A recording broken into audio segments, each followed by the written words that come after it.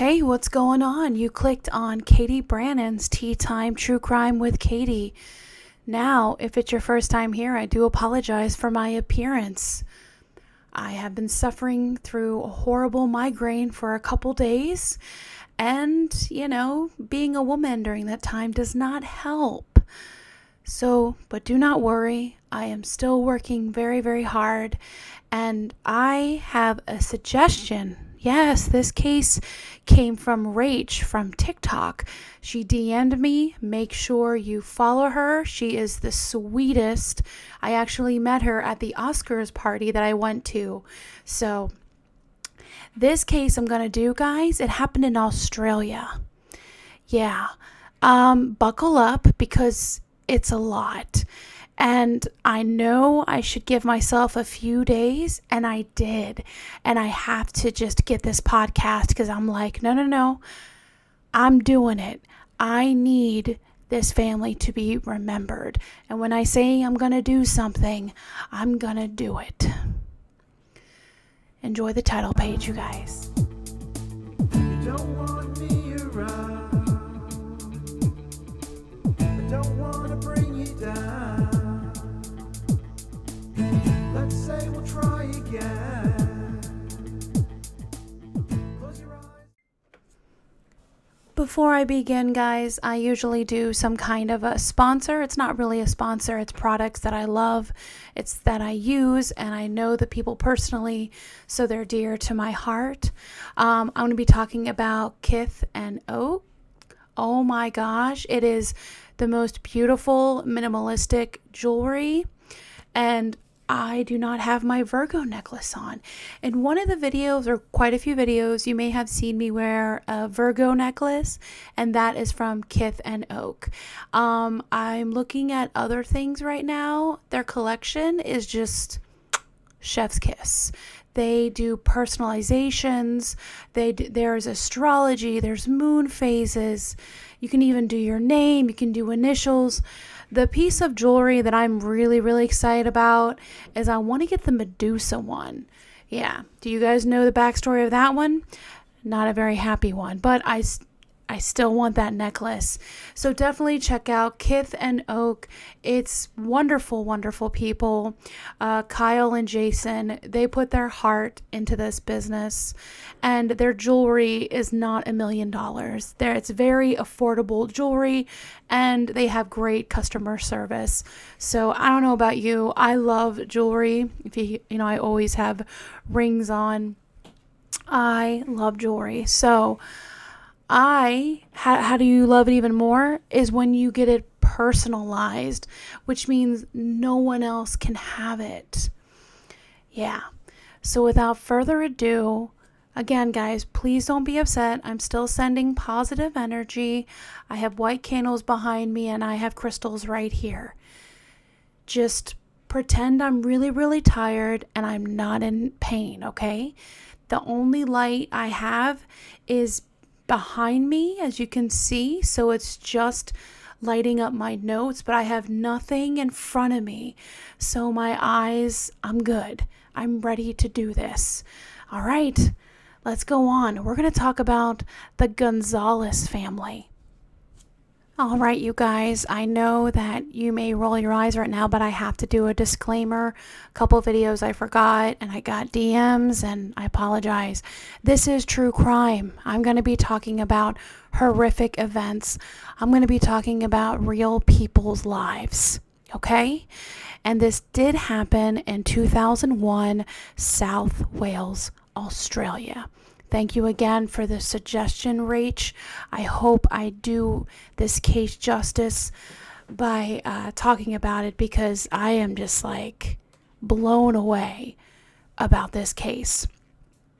All right, we shall begin. But yeah, sorry. Viewer discretion is advised. I'm going to be talking about just mayhem, murder, just really sad things. So just grab a snack, go relax, take a deep breath. There we go. And we're going to talk about a house that for right now has been vacant for 3 years. Okay, so this will be about 2004. Now, this house was, like I said, not lived in for a while, but it was around homes that were around $1 million. But this house was like down $800,000. Now, people didn't realize, the family, the Lynn family, they didn't realize the history of this home. And because of them not knowing, it just started like a brand new law in Australia. Now, around this time, Australia, I'm not going to say that there was no mayhem, there was no murders. I mean, look up Snowtown murders. That is like wild. I did like a short minute video of that on TikTok. You can click right there if you like. But they never had laws to say that before you buy a home, you have to know the events. Like if someone died in the home, basically if something horrific happened.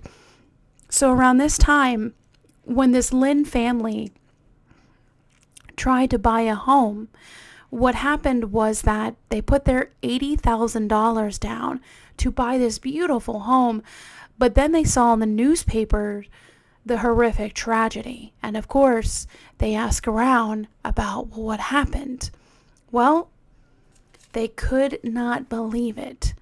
So the agents that actually sold the home, they were brought to court because they broke the Fair Trading Act, and they were fined $20,900 for misconduct. And you're probably wondering, well, what happened with the Lynn family's money? The $80,000 was refunded, which was their deposit. So we're going to go back to 2001, because as soon as the Lynn family found out what happened in their home, they wanted their money back. I'm going to take you back to 1954 in the Philippines. Teodorio is the fourth child of a very close family. His nickname, very lovable name, Teddy. He had a very strong work ethic. He made a lot of goals and aspirations. And like I said, this is in the 1950s Philippines. So Philippines not only is extremely hot, but there's a lot of poverty in the Philippines. But Teddy was extremely smart in economics, finance, and political science. He even passed the bar exam. In 1977, Teddy met the love of his life, a girl he actually met in college, Mary Claire Adidas. She was 18 years old, but she was also known as Loiva. It's a beautiful name. Sorry, you guys, I'm trying my best here. Never done this before with a migraine. It's different. I'm gonna keep on going. So Loiva was the oldest of 6 children. She was very soft-spoken, delicate, kind, just kind of like submissive, but also, I don't like to say meek, but she was very beautiful. Now, within months of Loiva and Teddy meeting, you guys, oh my goodness, the Cupid must have shot its bow and arrow, because they fell in love rather quickly and they got married. Now, in the 70s, close to the 1980s in the Philippines, there was a lot of conservative people, and they were raised Catholic. So when Teddy wanted to kiss his wife out in public, he could not. He would be shunned, or he would be, it would just be improper. So what he did, and what Loiva did to show their love, was that they always held hands. And they always held hands, even after years of being married as well, which I don't know. I think that is just really cute and very sweet. So In 1980, this is when they start having children together. Their first son was born Seth, S-E-F.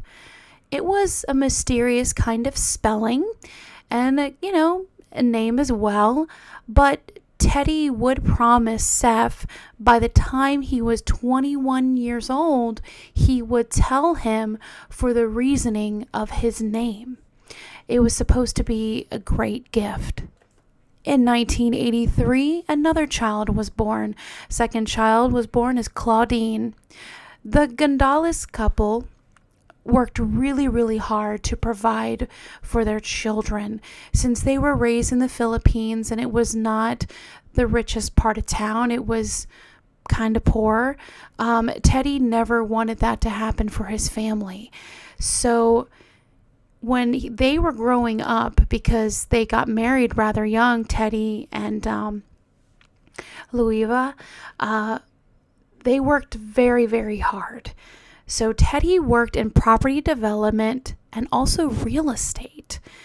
And Louisa was, she just basically was like an office manager, basically power boss goals. You know what I'm saying? Like they were the duo, like teamwork makes the dream work kind of people. Now, the Gonzalez also ran a pharmacy, a video shop in 1989. But one of the greatest achievement was building a 4-story, 40-room hotel, Baguio Town, in the Philippines. Now, inside of this hotel was a restaurant, and the hotel was called Queen Victoria Hotel, which not only this was very, very beautiful and very lucrative, the Gonzalez family, they lived in that hotel as well. Life is just going amazing for them, okay? They're very, they're making really good money, getting property, just learning more and more education, finance, until something happened that they could not control. Yeah, something absolutely devastating.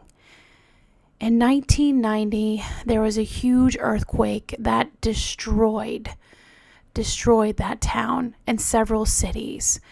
1,600 lives were actually lost. The hotel was destroyed and the family didn't get out alive. Well, sorry to psych you out, but they did get out alive. But 9-year-old Seth was stuck in the rubble. So when the family got out, the family's looking at each other and trying to find Seth. And without any hesitation, Teddy goes back into the rubble, crawls on his hands and knees, screaming for his son, Seth, which, like I said, he's a 9-year-old boy. Teddy found Seth. I know.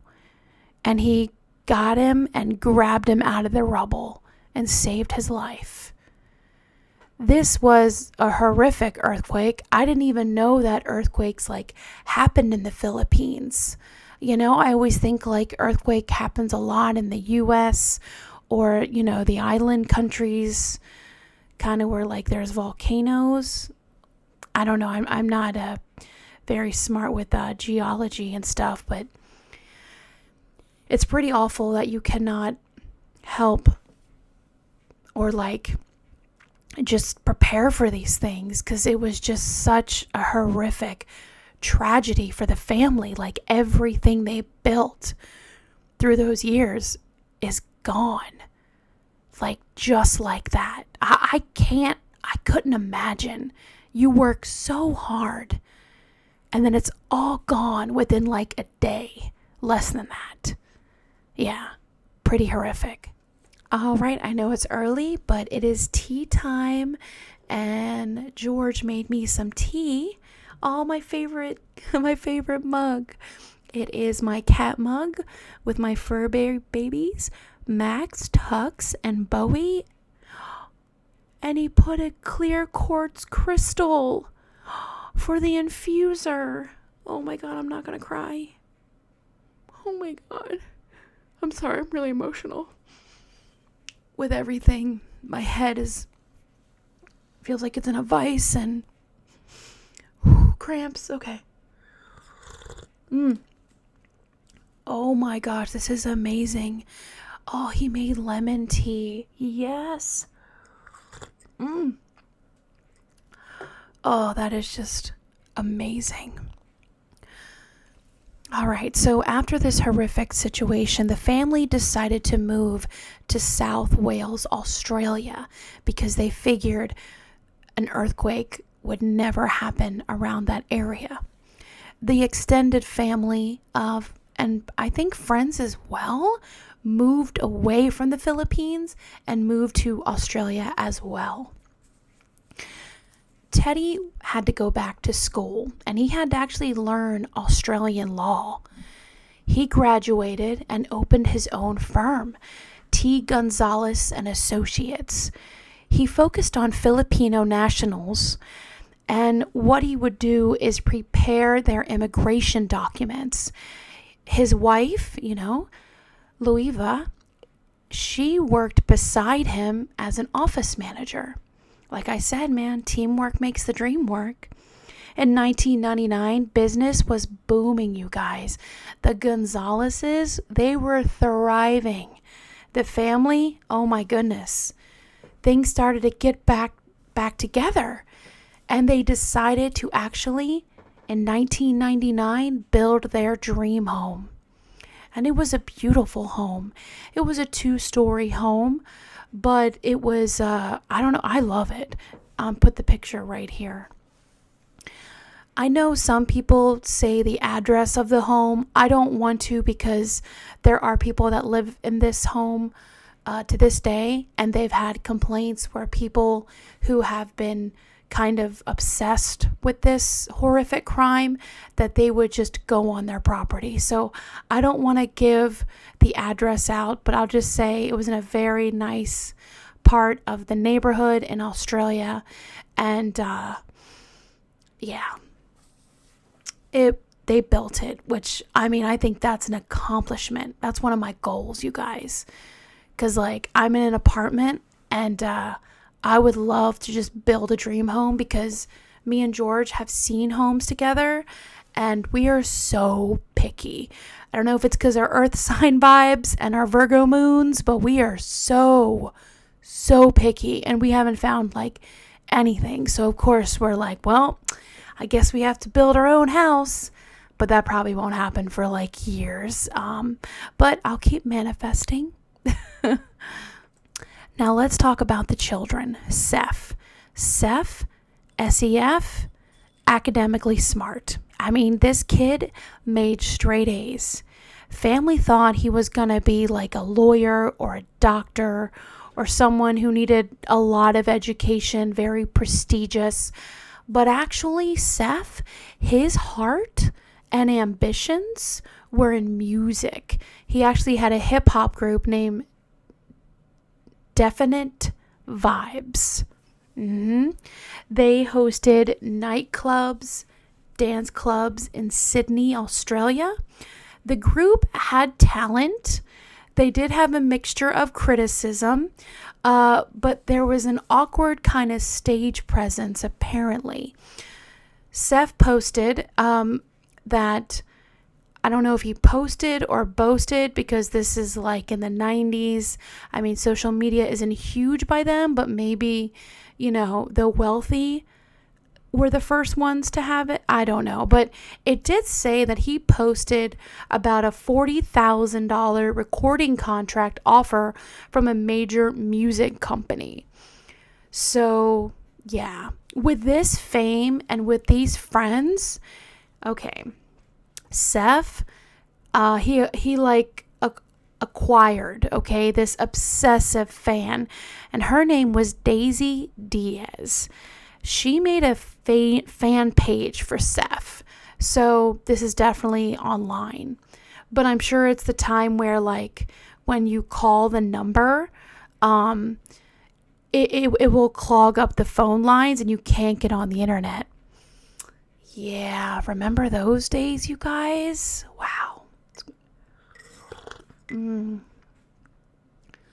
Ooh, tea break, yes. So she made a fan page, you guys. Now, here it is. Quote, "Hi, in case you stumbled here by accident, I'm Daisy Diaz, and I wrote this page for my best friend, Seth.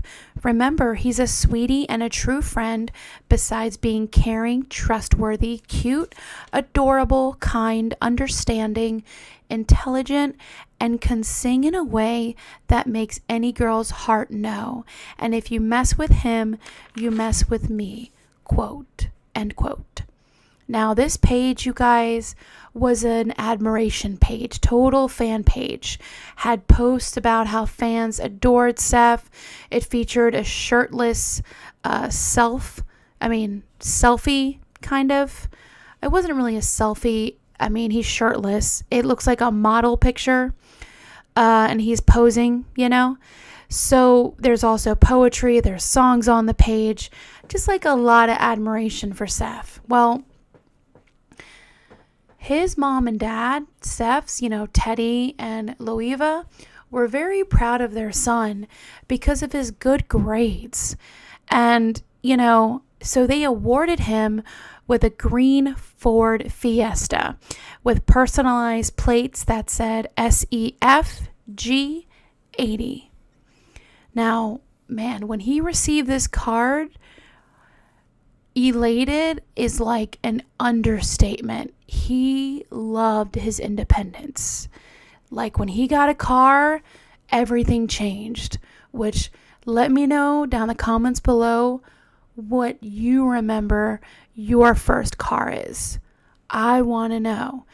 And I want to know how excited you were about like that feeling of independence, because there's really nothing like it when you first learn how to drive. It's terrifying. Absolutely. You want to follow all the rules, but where you can go, like you can go anywhere you want. It's like, wow, freedom,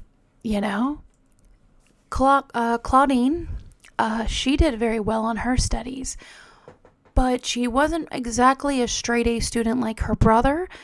She was more of a very outgoing, bubbly kind of sister, kind of person, actually.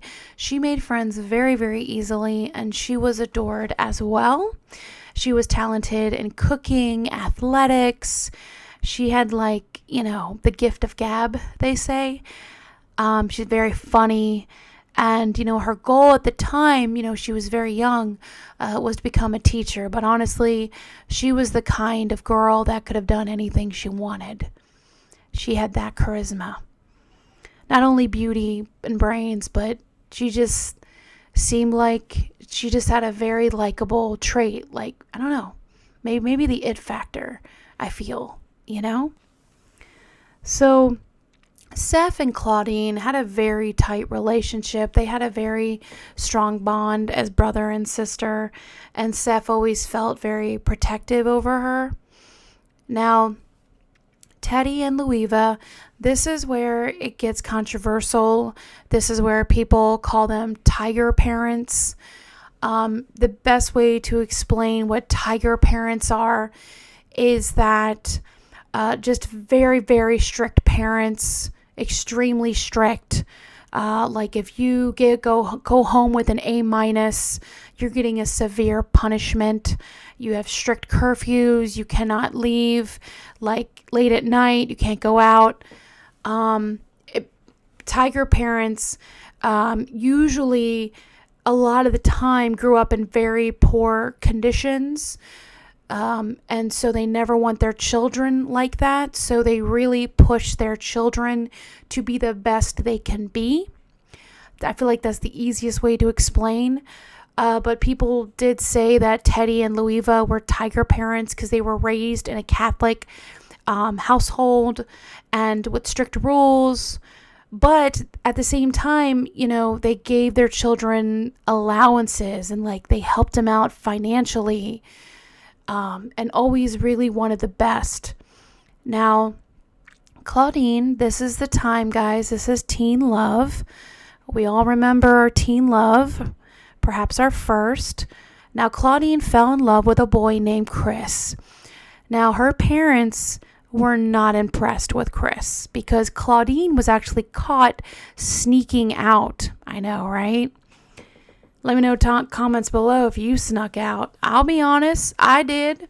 Yes, I did, many times. And if you're watching, Mom and Dad, yes, I did. I'm going to admit that. And you probably knew. I did get caught one time. It was the scariest time. I walked in and my dad was like Tony Soprano, like sitting in a dark room, and I'm like slowly walking into the door, and then I like slowly close the door thinking I'm in the clear, and I'll just like hang out downstairs and pretend to fall asleep watching TV. But Dad was in the living room, turned on the light, and he was like, "Where have you been?" And I was like, "Oh my God." Yeah, I still remember that. I'm getting like all red just thinking about it because I was like, "Oh, what?" Woo, yeah. That made my heart pitter patter, you guys. But Claudine did get caught, sadly. So, but the parents did not approve of Chris, and they thought he was like a bad egg, like a bad influence. So sadly, poor Claudine, she was sent to Melbourne to live with a relative to finish out her senior year of high school because her parents really wanted her to focus on her studies. Yeah, I don't know if I agree with that, you guys. I mean, that is really, really heartbreaking because I don't know if you guys remember teen love, puppy love. It's very, very strong. It's new. You don't know how to feel. And Claudine is kind of heartbroken. But Claudine actually, she keeps communicating with Chris. She keeps talking to him. But her brother, he didn't like him. Seth did not like him at all. Seth actually stepped in and he threatened Chris. Like said something like, Seth was in this gang and just, did the whole threatening life thing. And well, apparently Chris took it seriously because he ended the relationship with Claudine. And Claudine was brokenhearted. Yeah. Sad times. July 2001. Teddy was working with his son at the firm during this time. So Teddy's extremely proud of Seth, who is trying to become a lawyer. Louisa was actually planning her wedding anniversary where she and Teddy would actually renew their vows. She's extremely excited to be remarried to her husband. I think that's so sweet. They always hold hands. I love that. Now, Claudine, she was actually making plans for her upcoming 18th birthday. So, yeah, 18th birthday. I remember my 18th birthday. That was a lot of fun. That was actually when I got the car. Yep, that's when I got my first car. I was 18. It was a 1999 Dodge Stratus. I had a party. It was really cool. My parents did a party for me because I am a hurricane baby. So every time I planned a party throughout my life, hurricanes always ruined it. But that time when I turned 18, it did not. So we had a big party. I remember Dad hiring a DJ. It was just one of the best times. And even though the car was used, a 1999 Dodge Stratus Silver, I loved that car so much. I cried. I was so grateful. I was so happy. It was just a wonderful, wonderful time. So yeah, let me know what you guys did on your 18th birthday. I would love to know. Was it memorable as mine? If not, then I hope the next birthday you have will be wonderful and a beautiful memory. I love beautiful memories. Okay, so Ted and Louisa in July 2001, we're going, I think, like a couple days later, and they go to work in separate vehicles. Now, Seth was actually on his way to university, and then he made plans with friends later that evening. Claudine at this time was home studying. She was preparing for her classes because she was going back to I think it's high school because she was a senior in like a few weeks or something like that. It was soon. I'm not sure how Australian school system was, but it said that she was studying because she had school very soon. Also, during that day, later that day, Louisa's 35-year-old sister, Emily Luna, she finished work in her corporate job, and she finished a little early, and she went to go pick up her 8-year-old son from daycare.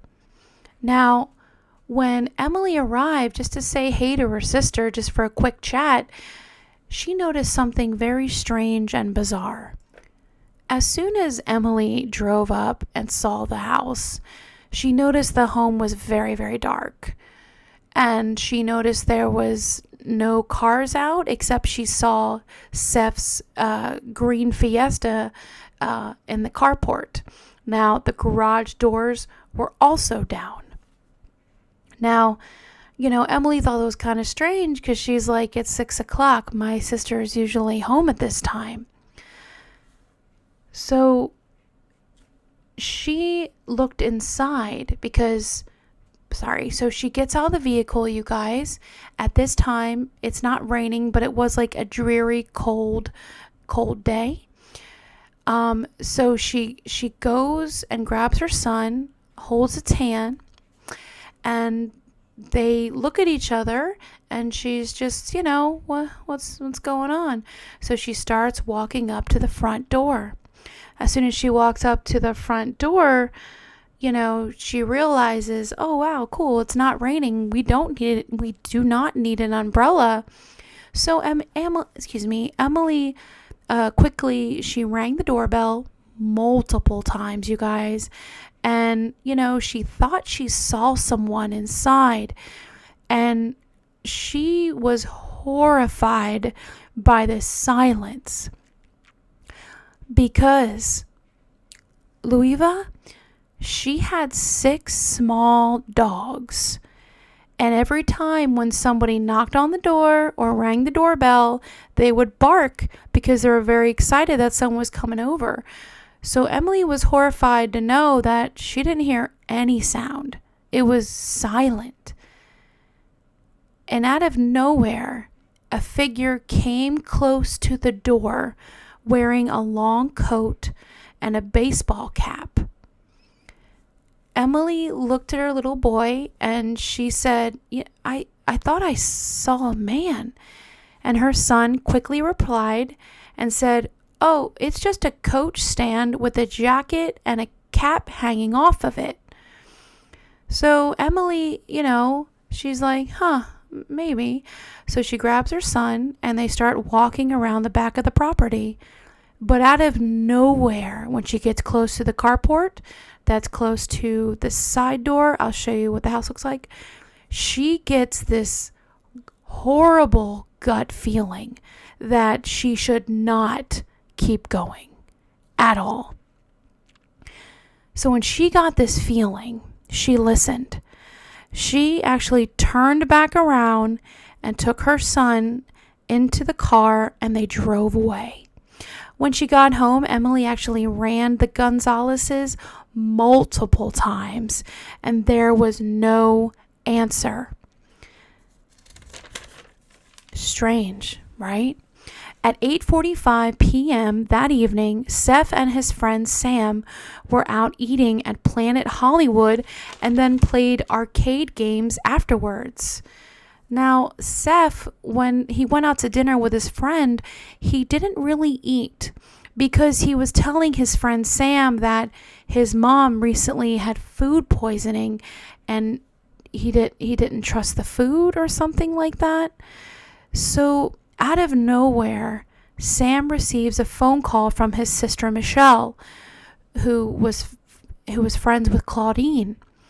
Now, Michelle demanded to know where Claudine was at because she was calling Claudine for hours, and she even called the Gonzalez residence, and there was no answer. At 11 p.m., 11-ish, I'll say, because there's different times in the paper, but I'll say 11-ish p.m., Seth arrived home. And when he got home, he called 000. Now, 000, you guys, it's basically 911, how we use in like America. Is it just America we use 911, you guys? Let me know. I'm not really sure. But in Australia, it's 000. So you can hear the phone call, and it's Seth, and he is so hysterical, you guys. He says his family has been shot. Now, he goes outside and sees his neighbor Shane, and Shane tries to comfort Seth. And then Seth goes back into the house and says, I could do CPR. So he rushes back into the home, and Shane followed Seth into the home. Now, Shane had no idea what he was walking into. When Seth said, oh, I can do CPR, I'm guessing Shane was like, oh, okay, so it's an accident, it's not that bad. But what Shane walked into was just like nightmare fuel. The traumatic sight didn't even look real. 46-year-old Teddy was lying on a white rug by the front door. There was a pool of blood. It was all around him. Seth rushed over and was screaming over his father's body. Teddy had been dead for quite a while. He wasn't shot. He was stabbed. There was a huge wound in his chest. Seth quickly went running into another room in hysterics where the neighbor was following him. Shane was following him. And by the lounge dining area, by a coffee table, was 43-year-old Louisa. She was stabbed as well, lying in a pool of blood. Seth is hysterically crying for his mom and dad, and Shane, the neighbor, can't even make out what's happening and just tells Seth to get out of the house because the killer may still be inside. So Shane called 000 again and stayed on the phone until he heard the medic coming. So the medic came in and they saw Teddy and Louisa lying there. So they go and search around the house, and they go upstairs and they go into a bedroom, and they see the traumatizing sight of Claudine in a fetal position where her face was covered by a red sweatshirt. Now, when you read the Australian articles, it says red jumper. So a jumper in Australia, I'm guessing, is like a sweatshirt, a hoodie, or something like that. Warning, guys, I'm going to talk about what the examiner found, because this is really, really upsetting. The examiner found out that because of the temperature of the bodies, which family member died first. The first family member that died first was 17-year-old Claudine. She was bludgeoned with an object, but it looked to have been a baseball bat because of the dents on the wall. Her skull was fractured, she was strangled, and she was also stabbed. There was 7 stab wounds, 5 to her neck and 2 to her torso. I know, I can't imagine. Her, when she's in a fetal position, that means she was hysterics. I had the craziest nightmare, and I don't know if it's just like my mind playing tricks on me, but like I dreamt of Claudine, and she was talking in her native tongue, Tagalong, and I was hearing, I'm sorry, please stop, and yeah. Again, I told George this. I was like, I don't know if I actually saw what happened to her. But yeah, I just, because I don't know, when I just pictured her in like a fetal position, she suffered really bad because she was just like hiding, crouching. And with the red jumper on her face, there was definitely remorse from the killer. Time passes. Louisa gets home, and she has a blitz attack as well. She had stab wounds to her face, her abdomen, her back, her chest, and even her groin. There was defensive wounds as well on her arms and hands. Her windpipe was even severed. The examiner believes, though, that when her windpipe was severed, it was caused after death. I don't know if the killer just wanted to make sure she was dead. I don't know. The third one, and the final, is the last one to come home, and that's the dad. That's Teddy. Teddy sustained awful, horrific stab wounds like they all did, but his was like, when I read this, you're going to be like, what the I know. His jugular was cut, his lungs, his heart, his spine was even severed. He had a total of 12 stab wounds. There was defensive wounds on Teddy, and they were found on his fingers and his hands, where it definitely looked like he tried to fight. What makes this extremely beyond sad is that each family member, they saw their killer. They knew who took their lives. And I cannot, you guys, imagine the horror. Seth is absolutely devastated and could not believe what happened. He said it must have been a hate crime, because a couple days before this incident, there was a road rage incident where someone shouted to the Gonzaleses, "bloody Asians," quote unquote. Police also noticed there was graffiti on one of the walls in blue spray paint that said, quote, "fuck off Asians," end quote, with the letters KKK sprayed nearby.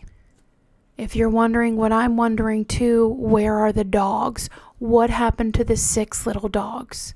I'm happy to inform you the 6 little dogs were found completely unharmed. They were just restrained behind some closed doors. The police found that the main phone line was cut. That's why they kept getting a busy signal. Now, police thought it could look like a robbery because there were closets that were open and the drawers were in disarray, so they were open. But other than that, weirdly, the house was very tidy. And there was actually money found on Teddy and Louisa. Yeah, Teddy, I believe, had like $700 in cash on him. And Louisa, I think, had like around $300. The electronics were still in the home. Jewelry, nice things in the home, they were not taken. So it just looked like it was some kind of frame, like some kind of frame setup. But there was a screen window that was found ripped off the frame and was slashed outside. The items that were placed around the body were exactly that. When Teddy was found, his briefcase was near him, but it was actually placed on top. And the food from grocery shopping, you would think it was a blitz attack that Loeva came home from grocery shopping. But what happened was it was a blitz attack, and then the grocery bags were around the body. It was a very, very confusing crime scene because investigators looked further and they realized there was no pry marks on the latch of the window, and there were no shoe prints found on the window or nearby the window, because if someone is breaking in, you would have some kind of print. Also, weirdly, the investigators figured out that the killer took his time. The shower was even used. The tile was still wet. There was still wetness in the tile, which means that the time when these bodies were found, there was no way that the shower was used by one of these family members who are no longer with us. Police believe the killings began 4 p.m. through 7 p.m. It was like one by one by one. 2 huge knives were missing from the knife block in the kitchen, and they went to search around the house for a baseball bat, and the baseball bat was never found. Police knew that this was not no home invasion or no robbery, because 9 times out of 10 in home invasions, they bring their own weapons. They're not going to use what is in the house. And plus, assailants who break into a home, they do not come unarmed. So why would you go and grab another weapon, from the house? It just wasn't making sense. But unfortunately, the dad, Teddy, with money, it does have, you do begin to have some enemies. So Teddy in the 90s was charged with falsifying documents for Filipino immigrants to make sure they got in the country. Now, but charges, you guys, were eventually cleared. He also had a couple outbursts with clients on the phone. And police initially did think it was a racist attack because of the graffiti that was sprayed in the home. 3 days later, Seth did a press conference and actually offered a $100,000 reward to anyone who could find his family's killer. In layman's terms, you guys, he was saying Teddy, his dad, my father is my hero. I'll never be half the man that my father was. His mother, Loeva, she was the heart of the family. She showed that nothing can be impossible. His sister, Claudine, she was the life of the family, and she was an expert on smiling. Very, very sweet eulogies for the family members. Now, police started going on the background check, just going through the Gonzaleses, and realized this wealthy family had multiple properties. They also had 2 vehicles, they had jewelry, they have a savings, they have commercial properties, and the entire estate that was valued in Australia was $1.5 million. Teddy also owned properties as well in the Philippines with an estimated of $1.3 million. Seth was to inherit all of it. Seth actually sang, this is a very controversial thing, but as I did my research, in that kind of religion, in that kind of ethnicity, when a loved one passes away, one does sing and play music in honor for them. But Seth actually sang One Sweet Day. That beautiful song by Mariah Carey and Boys to Men. He sang that song that was extremely criticized, but the main criticism that I saw and I read was it was such a stellar performance, apparently, that there was not a single tear shed. I know. Onlookers actually thought it was very, very bizarre. Sorry, I'm out of sorts. I forgot to mute all my notifications on my computer. Let's go on. So they thought it was bizarre because, you're singing this beautiful song, but there's no tears. You kind of are like, unless you want to say he was a professional, I don't know. But police actually suspected Seth from the start. Now, as they start going and researching, 8 p.m. earlier that day to 11 p.m., there was actual CCTV footage on Seth and his friend Sam eating and playing games. Now, Emily, which was Louisa's sister, she was on Seth's side when the police were accusing Seth. She just could not believe it and she just couldn't wrap her head around it. And until Seth said a lie. And this lie, which it's something so simple, something you wouldn't even think about.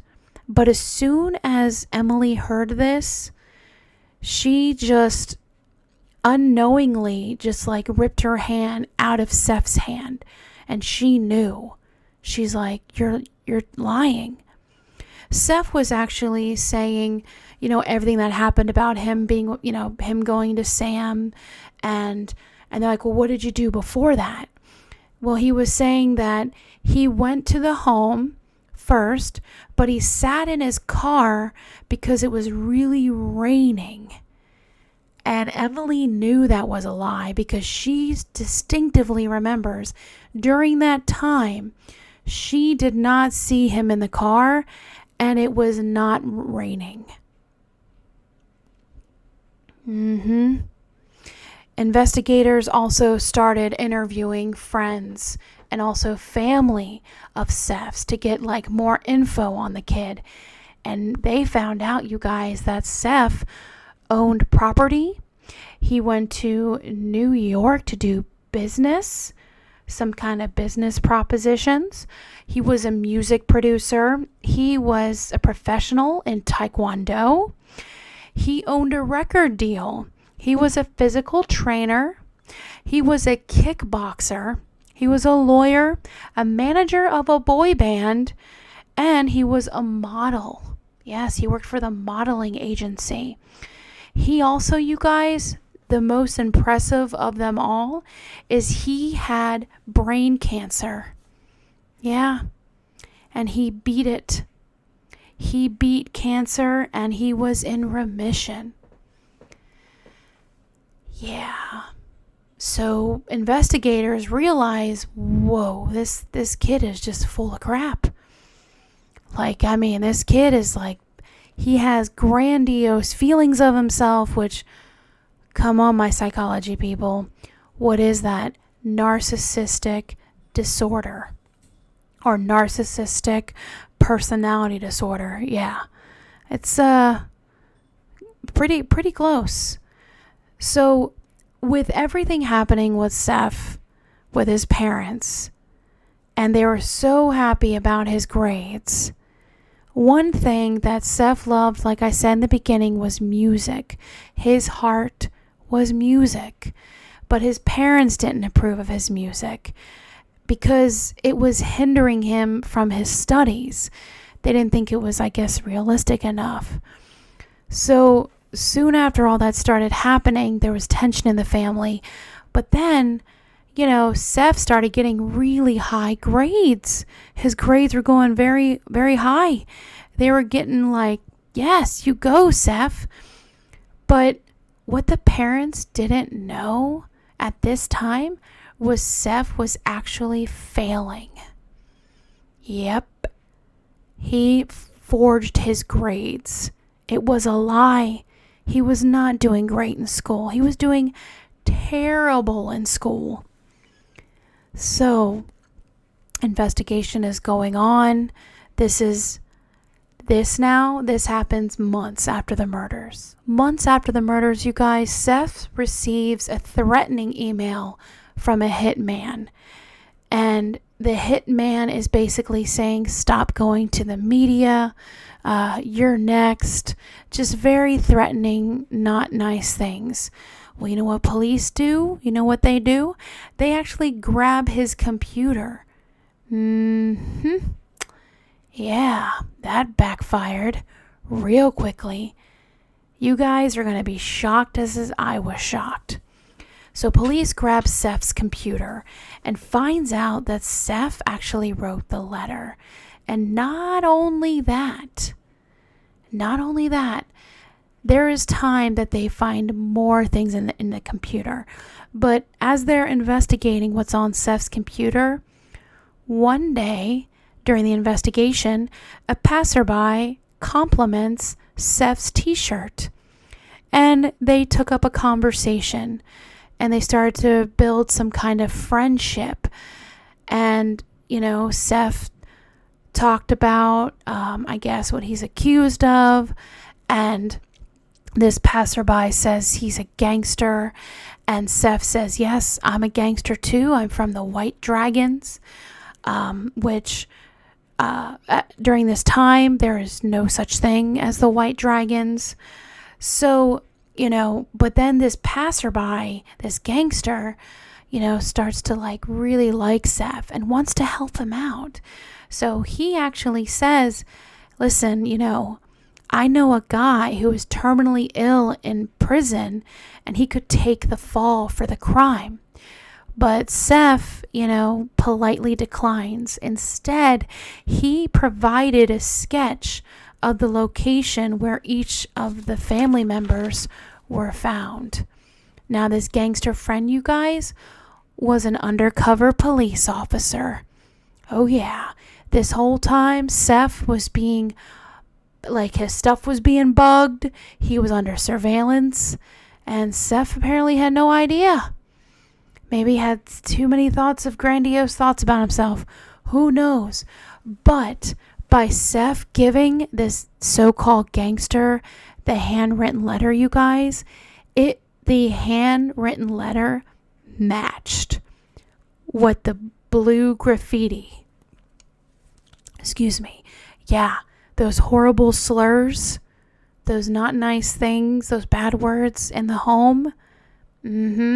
It matched Seth's handwriting. And also, weirdly, another backfire he did when he gave that slip to his so-called gangster friend, he labeled the times of death with the family, with each family member, which I'm like, what? And police knew that never went out in public, that never went to the media, and that was only something the killer knew, was the time of death with each family member. Yeah. I know. So while they're investigating Seth's computer, you guys, he actually bought poison from the United States that actually made his mother have food poisoning. So remember in the beginning where I talked about Sam and Seth were at Planet Hollywood eating a burger, but Seth said, I can't eat this because my mother went through food poisoning. He poisoned his own mother. And they also found out all this fan mail, and this number one fan, you guys, Daisy Diaz. There was no such thing as Daisy Diaz. It was actually Seth. I'm like, whoa. How pathetic. Could you actually... I mean, I get you want people to like you. I totally get that. But when you fake a fan page, when you poison your mother, when you fake cancer, that it's just some kind of evil that I can't wrap my head around. Which, spoiler alert, he butchered his family. Again, that is just an evil I just cannot wrap my head around. And my head is like in a vice anyway, so it's like, oh my gosh. You guys, Seth is only 5'4". 5'4". And I'm 5'8". I'm considered tall for a girl. So Seth is only 5'4", and he was known as a baby face. To be this vicious killer, it's just like, what? So like I said, his phone was being bugged and he was under surveillance. So the first alibi, you guys, remember I said he was like sitting in the car and it was pouring rain. And then he got a call from a friend to go visit a house. So this is what he says. He went to go visit a house where his friend just moved in, but he got so frustrated because he was driving round and round and round and couldn't find it. And then he realized he lost track of time and had to go meet Sam.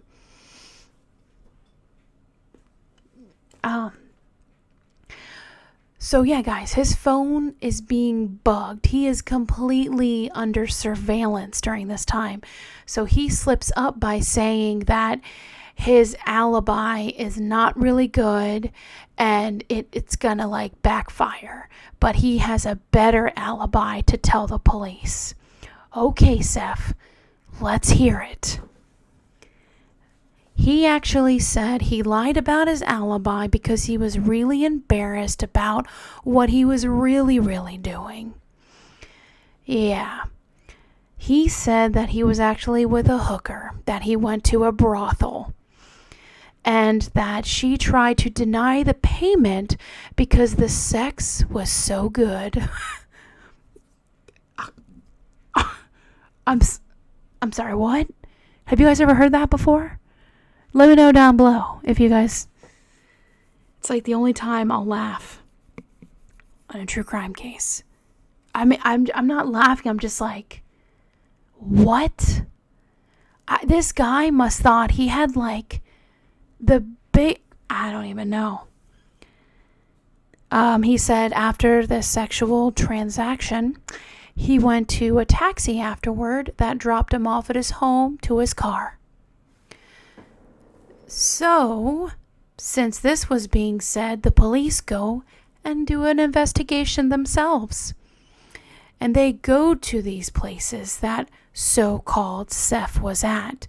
Seth actually offered the taxi driver $50 for him to lie and to say that Seth was with him. Now, Seth was basically saying it was just a misdemeanor. It was something really small. So when the police actually found this taxi driver, they're like, oh no, he's under for triple homicide. So immediately the taxi driver was like, yeah, he gave Seth up like real fast. Then they went to go visit the hooker, which sorry guys, the prostitute, the woman of the night. I have respect for women in the industry. You do you, boo-boo. Just make sure you're safe and make sure people know where you are. And like I said, you can hate the playa, but if you hate the play, you gotta hate the game too. Am I right? I probably said that completely wrong. I need some more tea.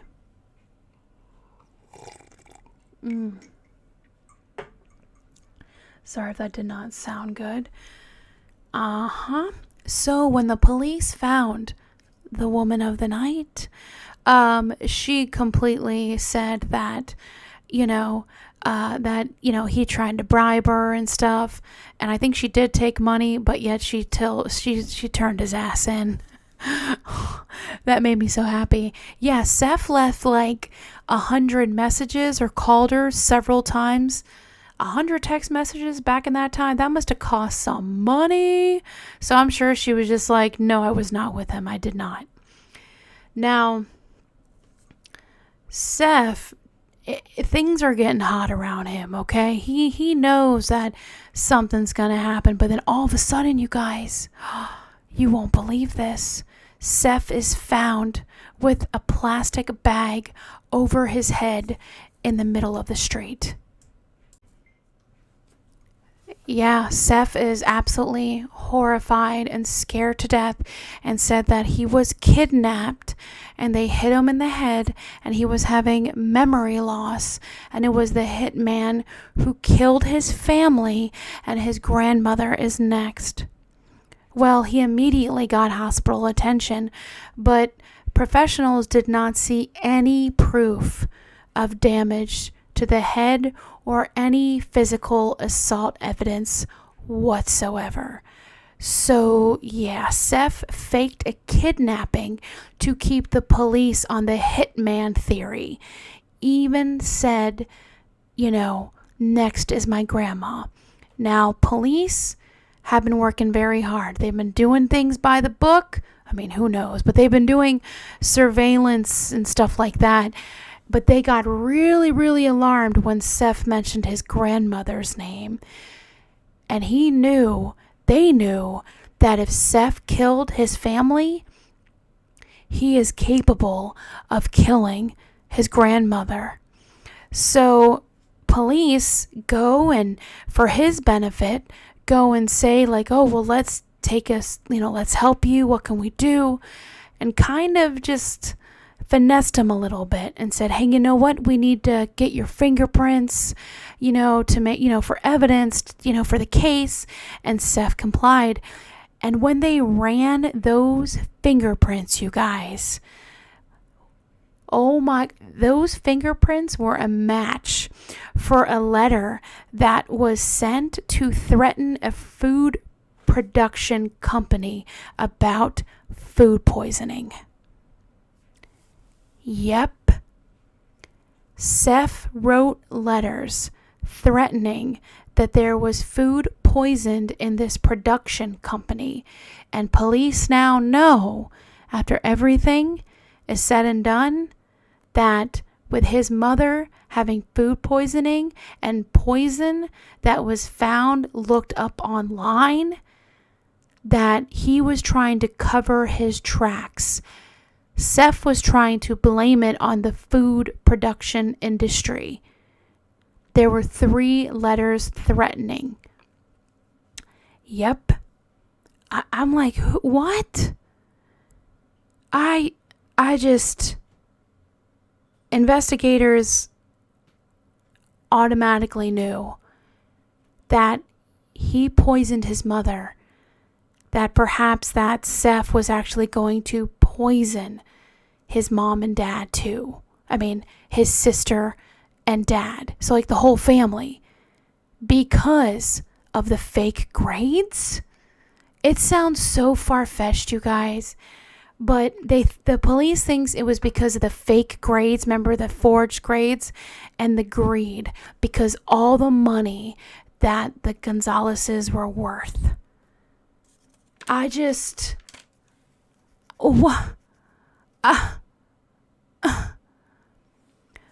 When he is arrested, okay, when Seth is finally arrested, because they do find a little clear vial, okay, a little glass vial.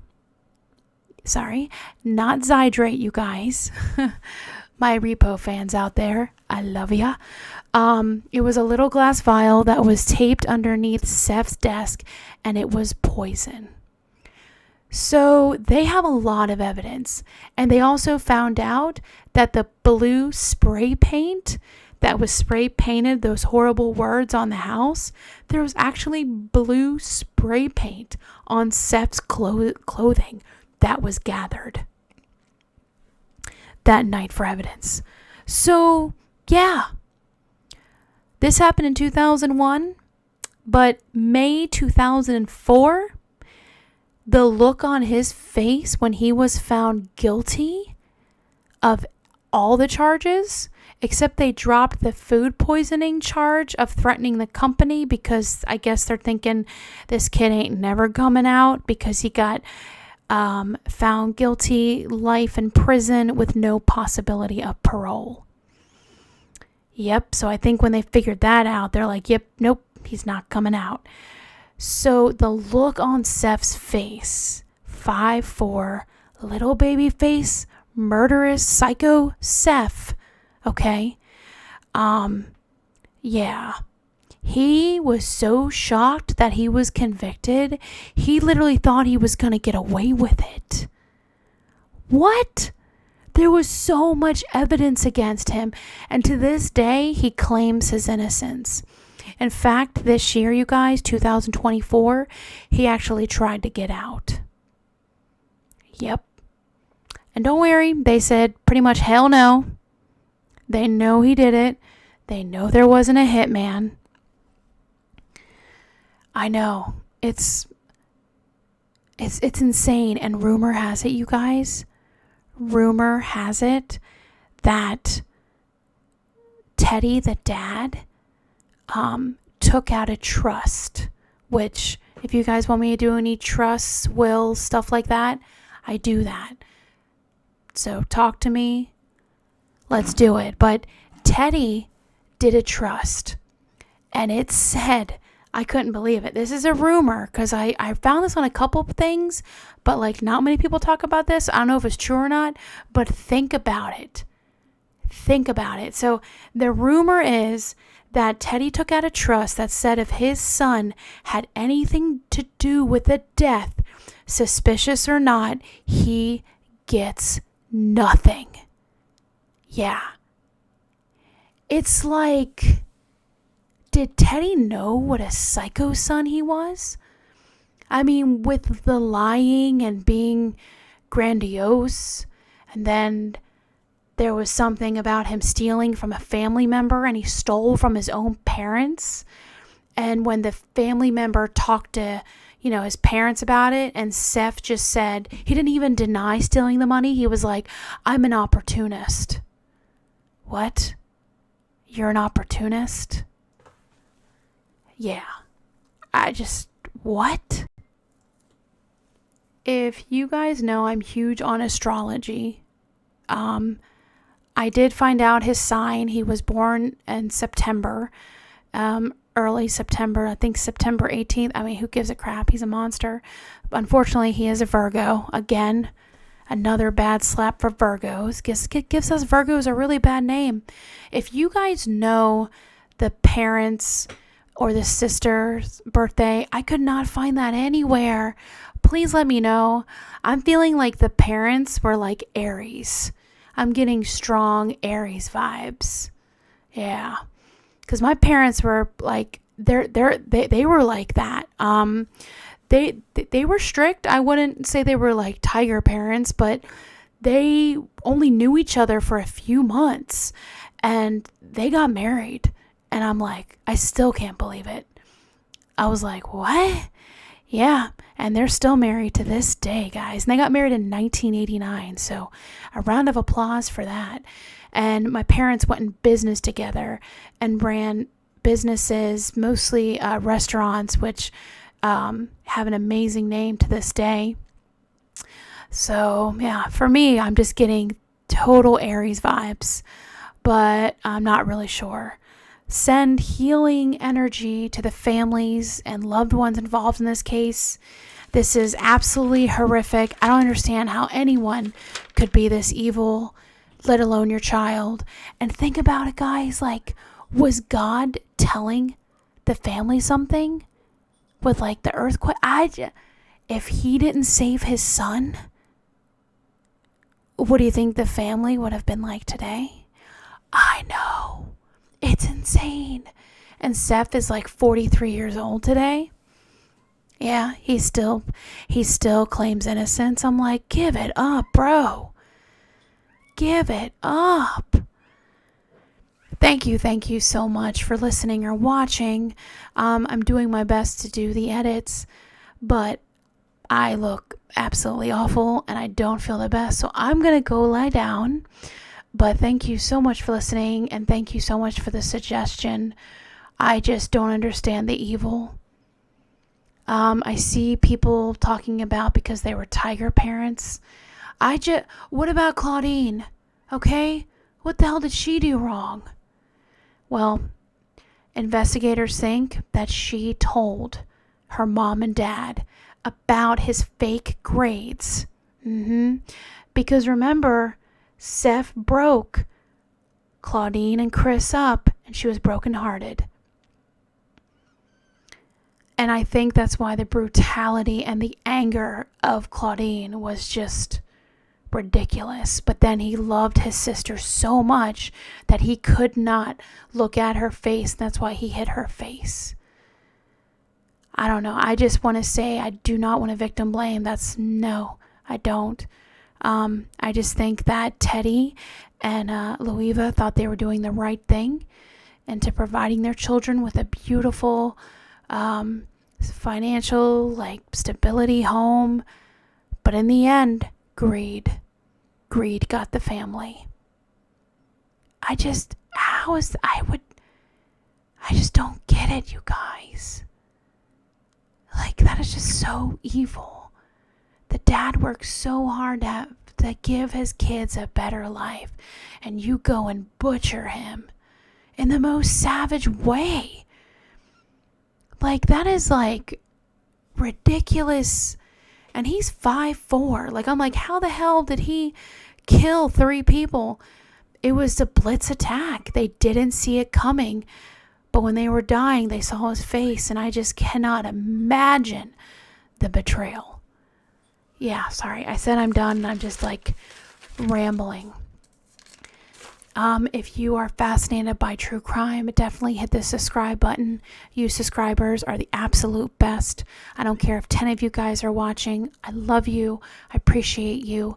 If you have any suggestions, definitely email me at teatimeCB at yahoo.com. And if TikTok is not banned, definitely add me there. Pale and Sweet. P as in Paul, ALENSWEET. I've had that nickname since I was 13, and I didn't realize how dirty it sounded. But I'm still pale and sweet, y'all. Just think of it as the most sweetest kind of. All right. Please know, guys, that you are loved and you are cherished. And remember, you are doing better than you think. Bye.